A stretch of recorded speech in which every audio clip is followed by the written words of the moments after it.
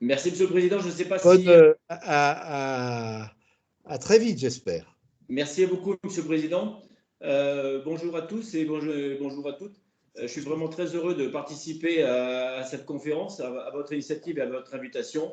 Et puis pour vous dire que nous connaissons bien le mouvement des jeunes ambassadeurs, car c'est une structure que nous soutenons toujours, de manière directe ou indirecte. Nous avons l'occasion d'accueillir des jeunes ambassadeurs, notamment dans des programmes avec mes prédécesseurs, notamment, et donc des étudiants que nous avons toujours soutenus. Et puis, par notre présence internationale, vous pouvez aisément imaginer que nous recrutons beaucoup de jeunes dans les nationalités très diverses et variées dans tous les pays du monde dans lesquels nous intervenons aujourd'hui, c'est-à-dire plus de 80.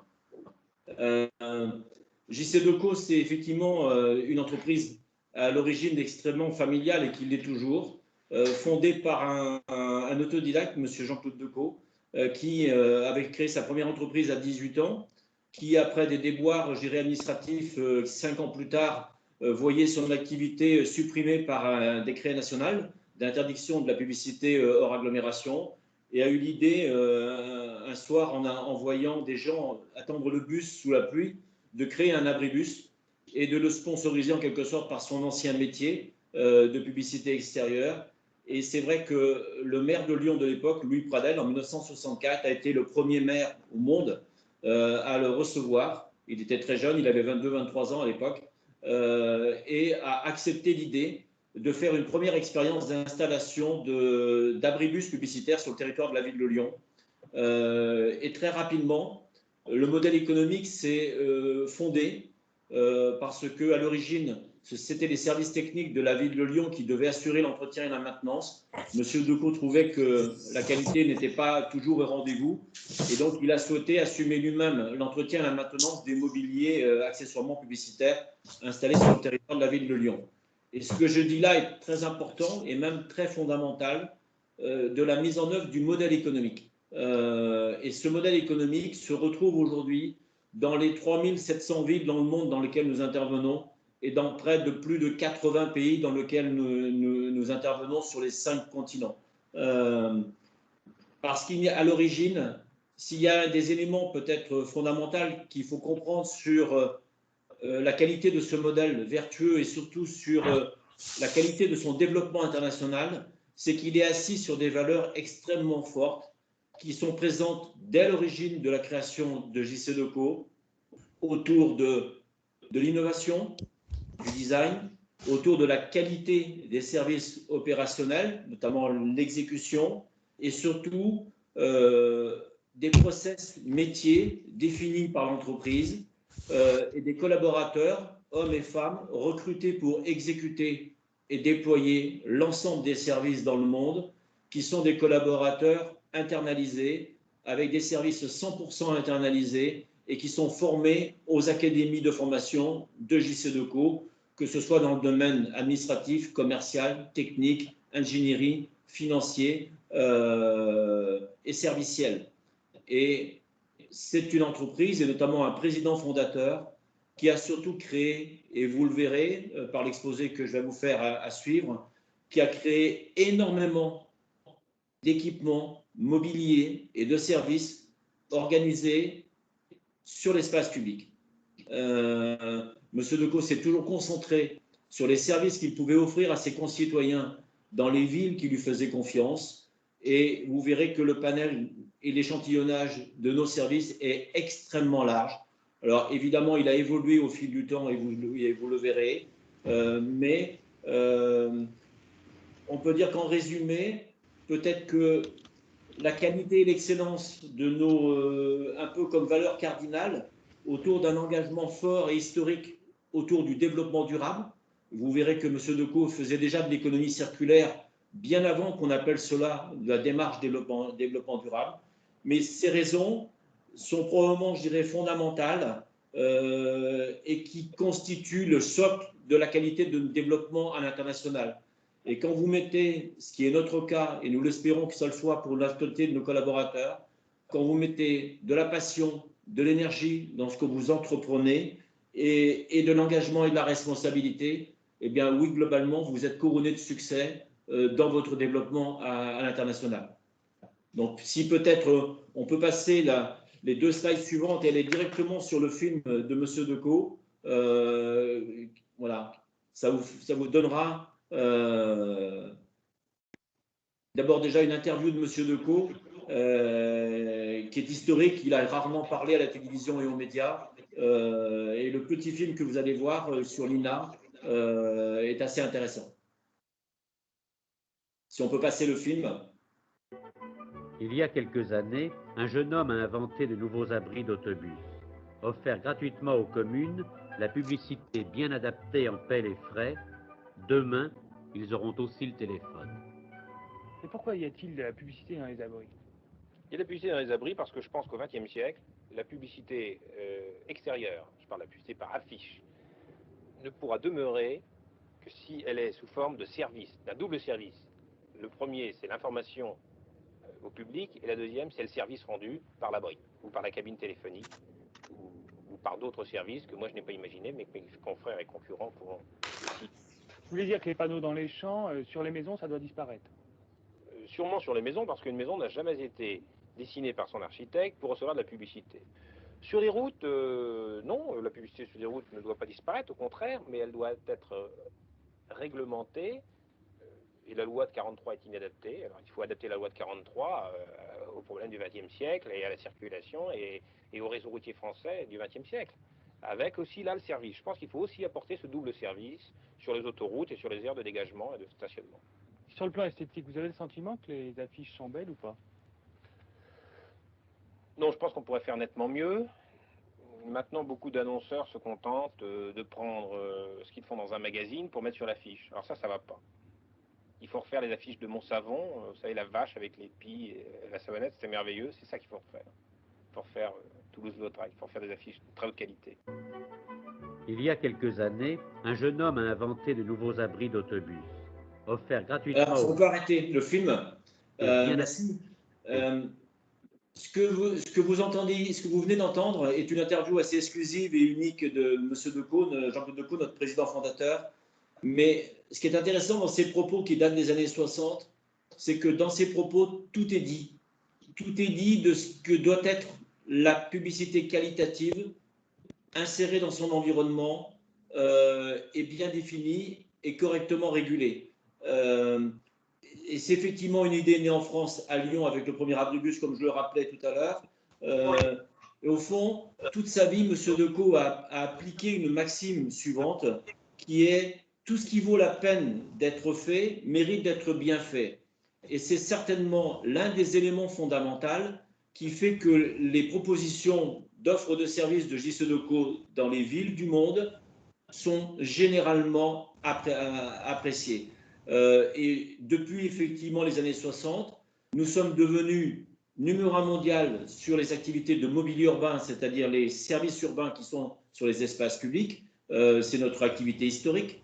Et depuis le rachat d'Avas Média Communication Extérieure en 1999, nous avons mis un pied dans 2 autres activités au niveau mondial importantes, qui étaient l'affichage grand format, nous sommes devenus numéro 1 en Europe, et l'activité de publicité accessoire dans les grandes autorités, auprès des grandes autorités de transport, de type aéroport ou métro. Et vous qui êtes des étudiants, notamment d'origine étrangère, dans la plupart des pays d'où vous venez, vous avez probablement vu, notamment gérer les publicités organisées par J.C. Decaux dans les différents aéroports ou métros du monde que vous connaissez.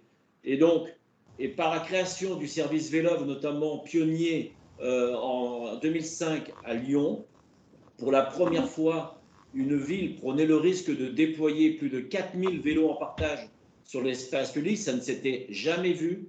Et ça a été immédiatement un succès parce que moins de 2 mois après l'inauguration, avec pourtant à peine 700 vélos disponibles, nous réalisions déjà plus de 10 000 locations en une seule journée, c'est-à-dire des taux de rotation du service en partage absolument exceptionnels. Et à partir de ce succès, toutes les villes du monde, toutes les grandes villes du monde, sur tous les continents, ont souhaité venir voir ce qui se passait à Lyon. Et effectivement, comme le rappelait Monsieur le Président, très vite, le maire de Paris a été très jaloux du succès Vélove du maire de Lyon, et des services pour les Lyonnais et a voulu absolument le déployer sur Paris. Depuis, effectivement, nous l'avons déployé dans une cinquantaine de villes dans le monde. Et même si, effectivement, nous avons perdu le marché, le renouvellement du marché parisien, nous avons pu renouveler avec succès le marché lyonnais, le marché nantais, le marché de Luxembourg et le marché de Bruxelles. Et nous sommes en compétition pour le renouvellement régulier de ces services. Aujourd'hui, JC Decaux, c'est environ 10 200 collaborateurs, c'est plus de 80 pays, c'est près de 3 700 villes, je dirais, dans le monde. Un chiffre d'affaires de près de 3,9 milliards, on va dire, hors normatif de 2020, puisque c'était assez catastrophique, puisque nous avons perdu 40% de chiffre d'affaires en 2020, mais nous espérons retrouver les normatifs de 2019 à partir de 2022-2023. Donc, comprenez que devenir numéro 1 mondial, je dirais, du secteur de la communication extérieure n'était pas et n'a jamais été une ambition première au niveau de la famille dirigeante. C'est simplement la conclusion d'efforts constants, de croissance, je dirais, organique, organisée dans les différents territoires du monde, qui lançaient des consultations. Donc nous sommes numéro 1 sur tous les continents, c'est-à-dire que ce soit en Europe, que ce soit, je dirais, en Asie, que ce soit au Moyen-Orient, que ce soit en Amérique du Sud, que ce soit également en Océanie. Et le seul continent sur lequel nous ne sommes pas numéro 1, qui est un marché beaucoup plus difficile, beaucoup plus fermé pour JC Decaux, c'est le continent nord-américain, bien que nous soyons concessionnaires des plus grandes capitales des États-Unis, notamment New York, San Francisco, Los Angeles, Chicago, Boston, Vancouver au Canada, et 35 aéroports sur le continent nord-américain, dont des grands aéroports comme Los Angeles et bien d'autres. Mais malheureusement, il n'y a pas d'appel d'offres sur les services urbains aux États-Unis, ça n'est pas obligatoire. Et donc, nous n'avons pu que contracter que dans les villes où il y a eu des appels d'offres. Mais c'est vrai que cette croissance internationale s'est faite tout au fil du temps. Donc, si on peut passer effectivement sur la slide suivante, qui vous montre qu'effectivement, JC Decaux a pu atteindre, à partir de 2017, nous sommes, je dirais, 17e dans la puissance des groupes médias internationaux.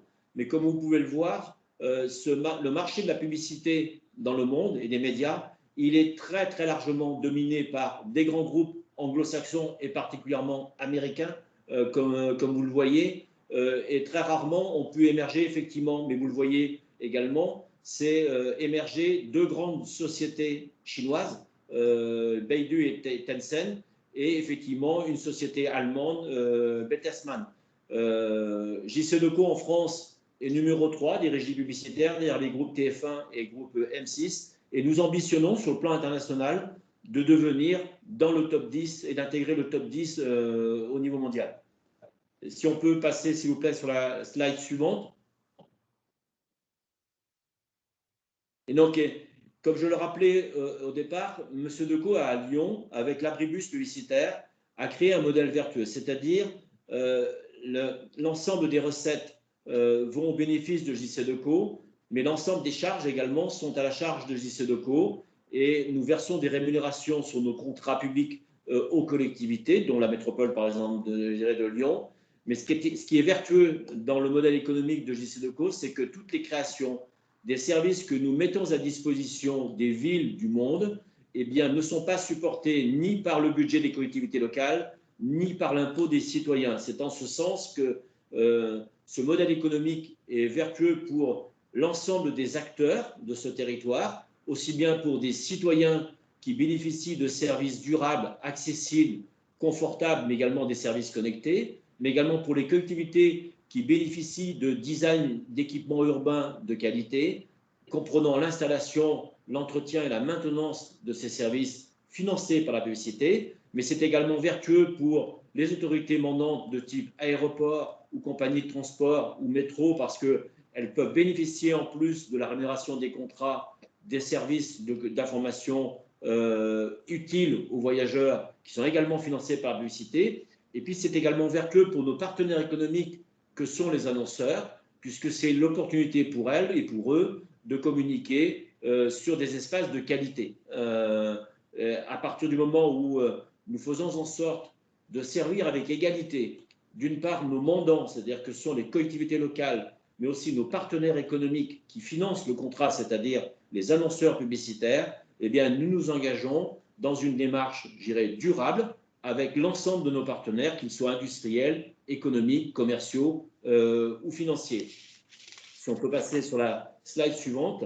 Et effectivement, je vous ai représenté ici ce qu'a été au fil des ans et des décennies le développement international de JC Decaux. Notre président fondateur, M. Decaux, s'est concentré dans les années 60 au développement de la France et quelques pays autour. Et il a fallu attendre, on va dire, l'arrivée de la deuxième génération au pouvoir, et notamment dans le milieu des années 80 et des années 90, de ses trois fils, Jean-François, Jean-Charles et Jean-Sébastien, aux différentes manettes. Ils se sont consacrés, les trois fils se sont consacrés au développement international.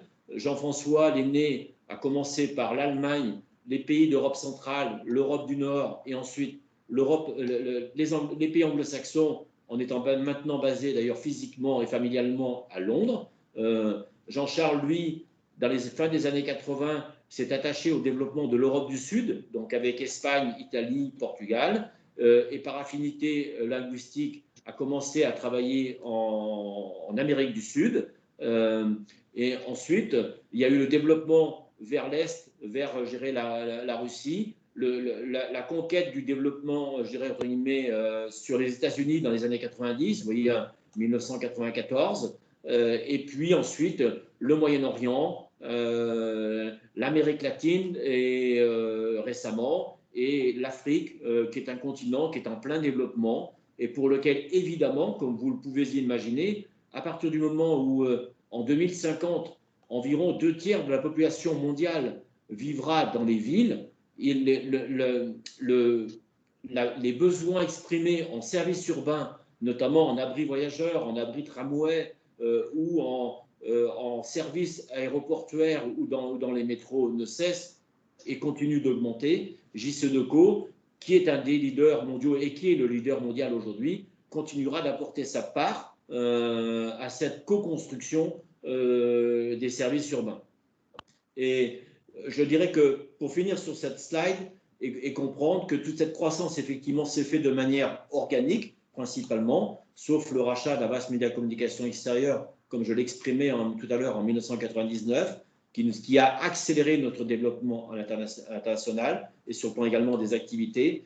Mais c'est par l'établissement de relations de proximité avec nos mandants, avec nos autorités aéroportuaires ou métro, où on signe parfois et souvent même ce qu'on appelle des joint ventures, mais nous maîtrisons toujours la majorité du capital sur l'ensemble des filiales que nous opérons dans le monde, mais nous avons effectivement des partenaires pour accélérer nos capacités de développement à l'international. Mais ce qui est très important de souligner, c'est comme le rappelait le président à l'initial, en liminaire, c'est que c'est toujours une famille, c'est la deuxième génération qui est aux manettes, mais qui est aux manettes opérationnelles également sur l'ensemble du monde. Aujourd'hui, le pilotage, par exemple, opérationnel de JC Decaux, pour vous donner un petit peu une organisation d'efficacité, des managers tels que moi, dans le monde, nous sommes environ à peu près 600, et chacun de ces 600 collaborateurs, managers, est en relation directe avec un des membres de la famille Decaux, potentiellement en N+1. Ce qui permet à la famille Decaux d'être toujours parfaitement au fait de l'ensemble des affaires et des situations dans le monde, avec l'appui évidemment des directeurs généraux de chacune des filiales. Et il y a une direction générale de zone, comme il y a une direction générale Europe, France, Europe, continent nord-américain, Amérique du Sud, Océanie, Afrique, Moyen-Orient, et dont certains de ces directeurs généraux sont membres du directoire au même titre que les fils Decaux. Et nous sommes également organisés en conseil de surveillance qui est présidé par l'ancien directeur général financier du groupe, numéro 2 du groupe, qui avait succédé malheureusement suite au décès de M. Decaux il y a quelques années. Et donc, pour comprendre, effectivement, il y a donc un management opérationnel extrêmement familial, extrêmement court. Et JC Decaux, c'est en quelque sorte une PME de 600 collaborateurs managers et qui se pilote un petit peu comme le serait une vedette sur la mer. Un paquebot, pour l'arrêter, il faut des miles pour l'arrêter, alors qu'une vedette, on peut très bien freiner très très vite, tourner à gauche, tourner à droite. Et c'est ça l'intérêt, je dirais, probablement, de cette organisation très très courte, très directe, autour de la famille dirigeante. Et si on peut passer, s'il vous plaît, à la slide suivante. Effectivement, JC Decaux, c'est un ancrage extrêmement local. Vous en avez ici, par exemple, une représentation pour la France qui vous précise qu'effectivement, la conception et la fabrication, elle est majoritairement en France. Nos bureaux d'études sont en France, à Plaisir dans les Yvelines. Mais ensuite, lorsque nous investissons un territoire local ou un pays ou une collectivité internationale, nous investissons immédiatement dans la création de richesses, de partenariats avec des sous-traitants et des partenaires industriels, des collaborateurs recrutés et formés aux académies de JC Decaux sur l'ensemble des métiers, des 100 métiers environ que JC Decaux a pu créer depuis l'origine. Mais effectivement, l'ensemble de notre chaîne de valeur est totalement maîtrisée et surtout avec des équipes de proximité et totalement intégrées en interne au groupe. Il n'y a pas de sous-traitance, sauf sur des prestations particulières qui n'ont pas de valeur ajoutée. Mais on peut considérer que de la création des mobiliers avec nos partenaires architectes designers, la maîtrise de la supply chain, la livraison, l'installation, l'entretien, la maintenance, l'affichage commercial et publicitaire de nos mobiliers dans le monde, environ 1 200 000 mobiliers à peu près sur 80 pays, sont toujours en totale maîtrise à 100% par des collaborateurs et des directions organisationnelles de JC Decaux. Par principe, un nouveau contrat dans le monde induit la création d'une structure locale, donc une agence avec des équipes opérationnelles internalisées. On peut passer sur la slide suivante, s'il vous plaît. Et pour montrer quelque part cette organisation, les valeurs sociales sont l'une de nos valeurs fortes, c'est notre marqueur ADN. Comme vous pouvez le voir sur l'exemple de l'illustration de la France, c'est que tous nos collaborateurs formés sont en CDI très majoritairement à 95% à peu près, et que depuis l'ensemble des décennies, mais sur la dernière décennie, c'est plus de 250 accords sociaux qui ont été négociés grâce au dialogue social. C'est 14 années de moyenne d'ancienneté globalement dans nos différents pays, sauf évidemment les pays les plus récents. C'est toutes les formations qui sont organisées en interne et nous sommes avec des engagements sociaux et sociétaux relativement importants. Nous signons énormément de chartes au niveau national ou international sur la défense de la diversité, sur le partenaire, de quartiers en difficulté, notamment le partenaire de nos quartiers ont des talents. Nous signons des chartes internes, internationales sur des valeurs sociales et éthiques fondamentales. C'est extrêmement important pour nous d'être dans cette chaîne de valeurs. Si on peut effectivement changer de slide, merci. Et effectivement, JC Decaux, c'est surtout des services déployés et développés. Et comme vous allez le voir dans la slide suivante, c'est qu'effectivement, tous nos services déployés dans le monde répondent essentiellement à des besoins d'usage. Des besoins d'usage, on va dire, d'information pour des citoyens au quotidien. Vous avez là, par exemple, à gauche, un exemple de mobilier serviciel avec un défibrillateur automatique installé à Vienne et bénéficiant également d'un écran interactif serviciel non publicitaire. Vous avez un exemple de service de mobilité douce avec le vélo de Bruxelles. Vous avez un exemple d'une colonne d'affichage culturel de San Francisco aux États-Unis et qui va d'ailleurs évoluer vers des nouvelles colonnes Maurice digitales à San Francisco, beaucoup plus design et des services notamment d'hygiène avec des sanitaires automatiques de dernier cri sur le plan design. Vous avez un exemple de valorisation du patrimoine que l'on peut opérer grâce à des toiles publicitaires sur des monuments historiques pour financer le renouvellement du patrimoine et contribuer à l'amélioration de la qualité de notre patrimoine national. Mais c'est vrai que tous ces services illustrent notre volonté de toujours raisonner avant toute création et toute mise en œuvre usage. En fait, en résumé, nous ne cessons, et si vous pouvez passer sur la slide suivante, s'il vous plaît, nous ne souhaitons de réinventer en fait l'abribus, qui effectivement a toujours pour fonction originelle d'abriter, mais vous pourrez le constater bientôt sur Lyon et dans beaucoup de villes et de métropoles internationales, de plus en plus, un abribus intègre également des nouveaux services connectés, des écrans interactifs serviciels, des informations complémentaires, des capacités de connectivité au Wi-Fi, au Bluetooth, au beacon. Demain, des cellules télécom avec Orange, Free, SFR ou des acteurs de l'Internet. En fait, tous nos services servent à des usages, je dirais, pour à la fois le confort et l'accueil au niveau des abris voyageurs, mais aussi l'orientation, l'information, l'innovation.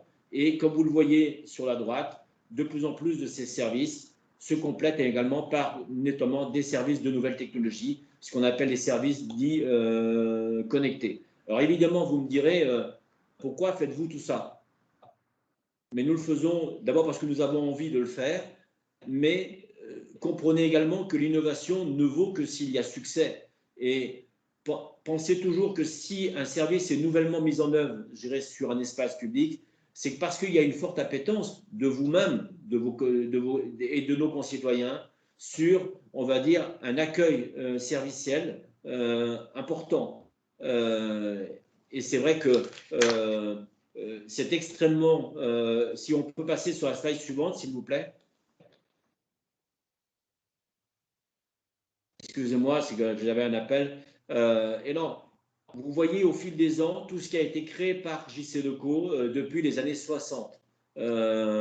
Et comme le rappelait Monsieur le Président tout à l'heure, effectivement, assez rapidement, dans les années 70, il y a eu l'assignation directionnelle. Ensuite, il y a eu le mobilier urbain grand format, il y a eu les sanitaires automatiques, les journaux électroniques d'information, des candélabres design, le vélo en libre service avec Vélove. Et ensuite, depuis les années 2000-2010, tous les services connectés que vous pouvez voir dans les aéroports, dans les métros, dans les villes, avec le développement du digital et du numérique dans les années 2000-2010. Et nous continuons d'accélérer, je dirais, cette transformation des services urbains et d'accompagner les territoires partout dans le monde, je dirais, à la demande des collectivités, mais aussi des concitoyens. En fait, nous ne cessons de démontrer que mobilier urbain ne vaut que s'il y a un service, et c'est d'ailleurs la valeur fondamentale, je dirais, d'aujourd'hui des services urbains que nous opérons dans le monde. Et si on peut passer sur la slide suivante, s'il vous plaît. Et donc, effectivement, l'innovation et l'engagement durable est au cœur de notre ADN depuis 1964, parce qu'effectivement, notre président fondateur a toujours mis en œuvre les principes de l'économie circulaire, et ce, dès l'origine. Aujourd'hui, le développement durable est au cœur de toutes nos stratégies, quelles que soient les activités et quelles que soient les organisations. Et cela se traduit évidemment par le principe obligatoire de l'économie circulaire, de la fonctionnalité et de l'usage. Et pour vous donner quelques ordres de grandeur, tous nos mobiliers urbains sont recyclables dans un niveau de recyclabilité qui se situe entre 80, 85% et 100%. Et nous travaillons toujours à tendre vers 100%.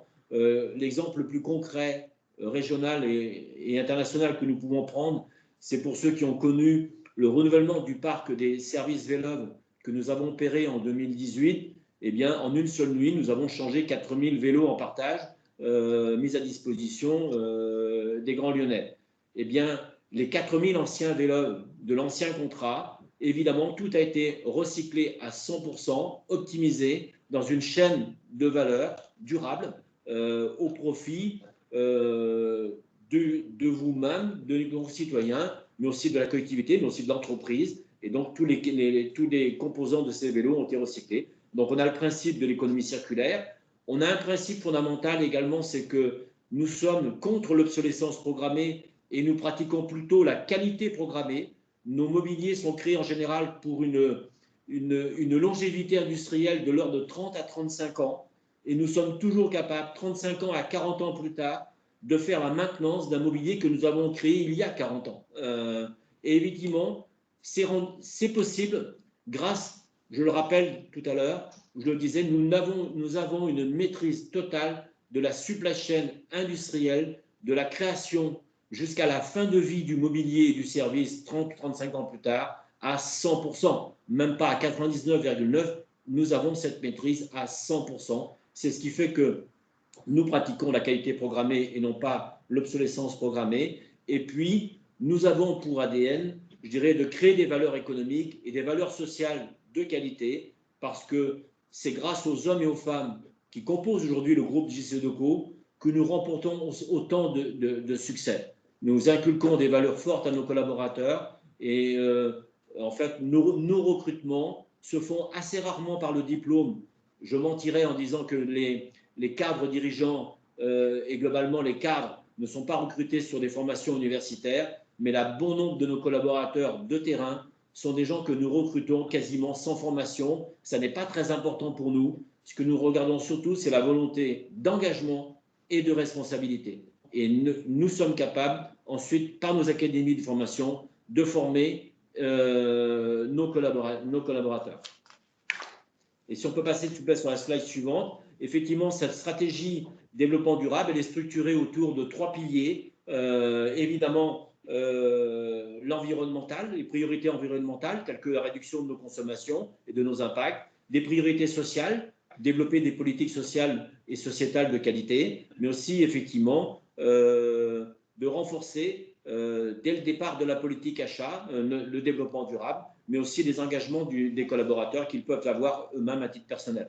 Et si on peut passer sur la slide suivante, qui montre le détail un petit peu de cette qualité programmée, qui est un choix historique, on va dire, de l'économie circulaire, parce qu'effectivement, comme je le disais tout à l'heure, nos mobiliers ont une durabilité très très longue, et que vous voyez là, le pourcentage de recyclabilité actuel de certains des services en exemple à droite, ça vous montre, je dirais que les éléments pour nous les plus importants sont de faire en sorte que nos mobiliers consomment de moins en moins, qu'il y ait de moins en moins d'impact environnemental et si possible tendre vers 100% de recyclabilité.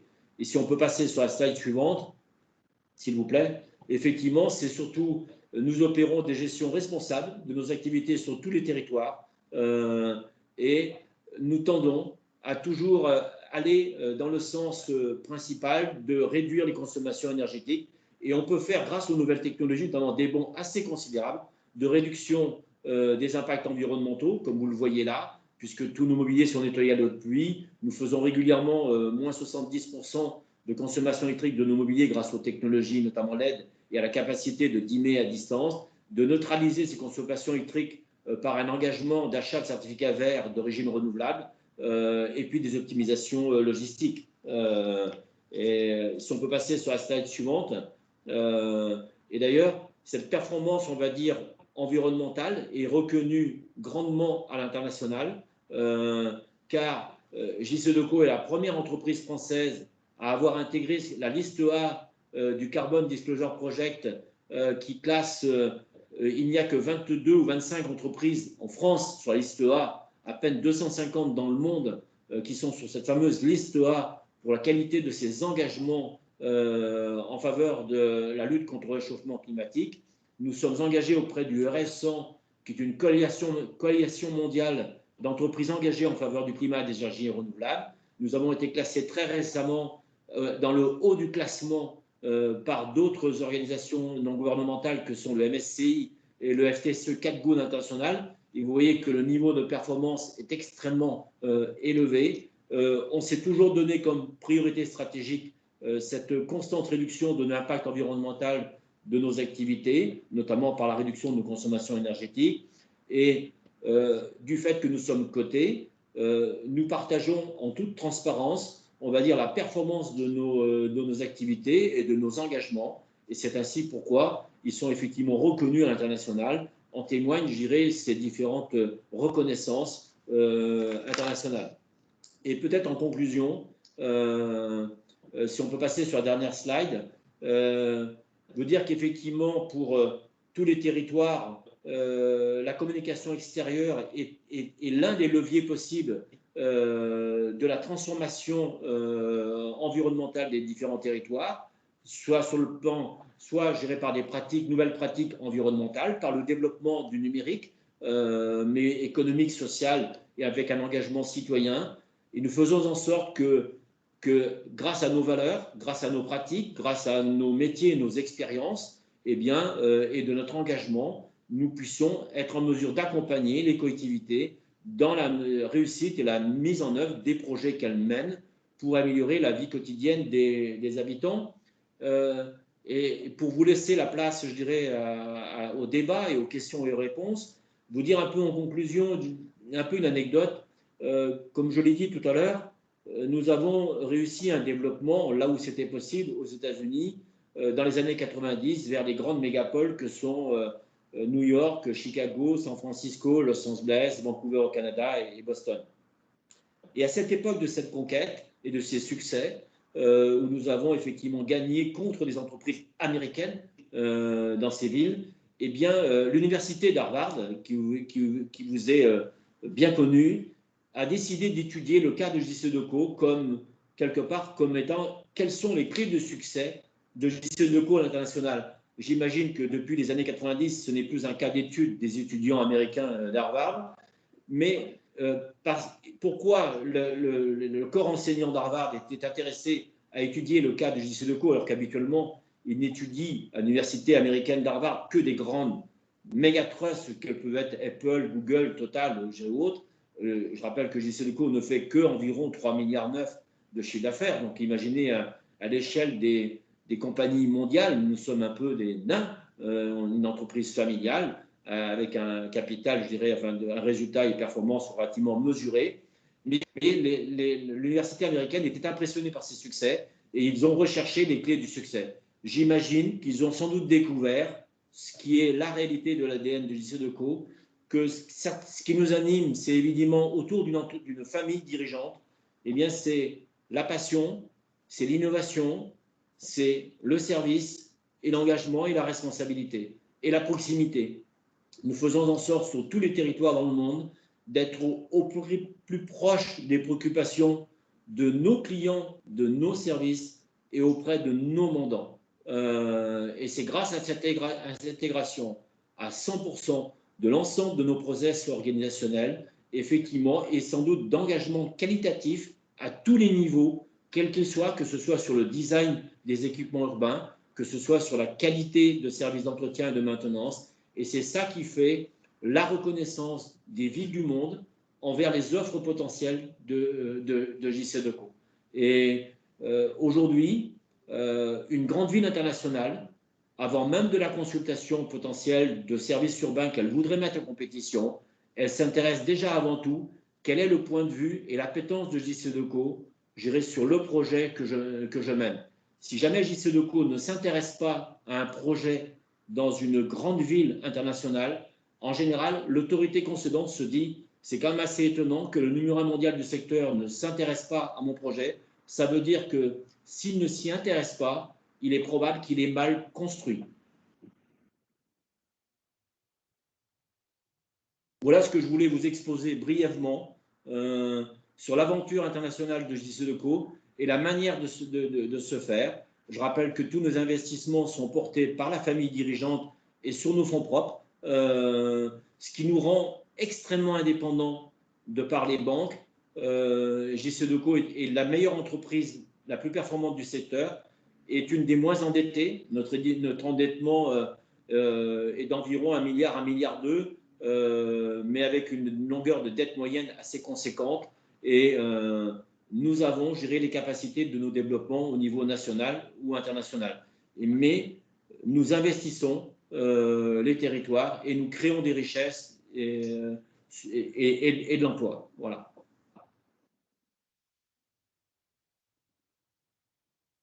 Alors du coup, c'est moi qui vais prendre la parole maintenant. Si vous avez des questions, vous pouvez les poser dans le chat et comme ça, je les poserai à Monsieur Chopin directement. Moi, j'en avais une pour commencer.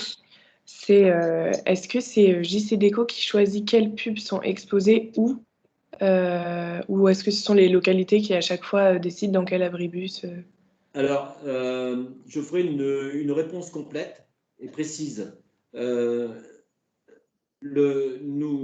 L'activité de publicité extérieure sur le domaine public dans le monde est globalement régie par, en tout cas en France, par le Code de l'environnement, qui est en refonte ou en optimisation, je dirais, régulière. Et nous avons régulièrement des lois, mais c'est le secteur d'activité qui est le plus réglementé. Il n'y a pas moins de plus de 200 décrets-lois qui régissent la publicité extérieure, ce qui est beaucoup. Mais ce que je veux dire, c'est que ce n'est pas nous qui décidons du contenu. Ça répond à des... Ah, mais ça, c'est une sacrée surprise. Ça, c'était une sacrée surprise. Mais ça, je ne m'attendais pas du tout. On l'espère bien. J'étais avec vous au téléphone il y a quoi, la magie, mais ça, c'est génial. Bah, ça, Vous assistez en direct au kidnapping de Pascal Chopin. Nous demandons 1 million d'euros de rançon pour l'association Jeunes Ambassadeurs. Ah, ça, c'est vraiment... là, je suis ému parce que là, je vais dire à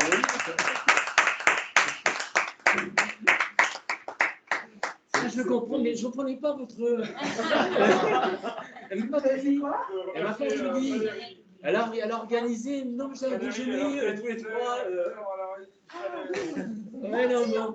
Bon, je lui ai dit, c'est très bien, c'est une bonne idée, mais je lui ai dit, j'ai une conférence, ouais, c'est après. C'est une belle surprise. Impeccablement. Bon, j'ai pas pu répondre à la question. Il faut terminer de répondre à la question. Je réponds à la question. Alors, pour tous les étudiants qui nous écoutent, effectivement, personne ne peut légiférer le contenu. C'est le Code de l'environnement qui décide, je dirais, de la réglementation nationale et locale.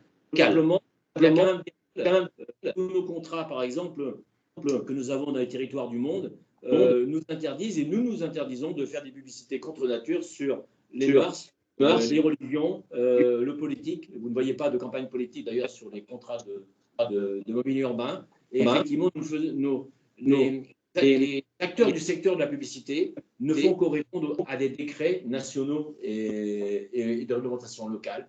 Et on a quelque part, sur un rébus, par exemple, dans 3 mois ou dans 6 mois, nous sommes capables de dire on sait qu'il y a une réservation de campagne par une centrale ou une agence, mais nous ne connaissons pas encore ni le contenu de la publicité, ni même l'annonceur. Nous découvrons, on va dire, la nature exacte de l'annonce publicitaire que nous allons poser 1 à 3 semaines avant. C'est pour ça que nous avons créé un comité ontologique dans lequel il y a 7 directeurs et qui, sollicités par des commerçants chez nous, demandent si effectivement il n'y a pas non-respect de règles de l'entreprise. Gérer à l'annonce qui va. Il nous arrive assez régulièrement de demander à des agences ou des secteurs de revoir un peu le design de la campagne. On estime que nous, chez nous, correspond à nos valeurs. Mais par contre, on ne peut pas légiférer le contenu. Et ça répond à des règles nationales. Typiquement, par exemple, une colonne d'affichage en France, on ne peut pas faire de publicité comme Maurice de Lyon. Vous voyez, plus de la publicité. À l'inverse, aux États-Unis, les colonnes publicitaires. Pardon C'est de la publicité commerciale. Mais ça répond à des règles américaines. Je ne sais pas si j'ai répondu correctement à la question, mais en résumé, ce qu'il faut comprendre, c'est qu'on ne peut pas légiférer le contenu. Il faut couper un micro. Des règles nationales. Exactement. Il y a à côté de vous. En fait, est-ce qu'on tour de vous parce qu'on Attendez. Il y a un bug. Je m'étais déconnecté. Je suis déconnecté. Tu peux peut-être expliquer pourquoi on est là. Oui, effectivement, on a un écho. Rebonjour les amis, vous avez vu tout à l'heure. Nous étions il y a quelques instants en place de la pièce de l'association et nous voilà au siège régional des locaux. Bien sûr, nous sommes trompés l'homme. Sinon, on n'aurait jamais pu être à l'heure. Ça va de soi.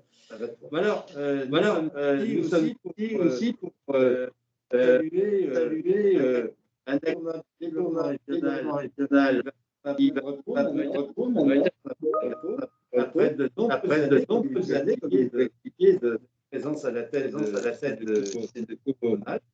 Et on va faire une petite surprise, lui annonce que Bulle un gâteau très trésorière, secrétaire général, mais sous le contrôle de notre président.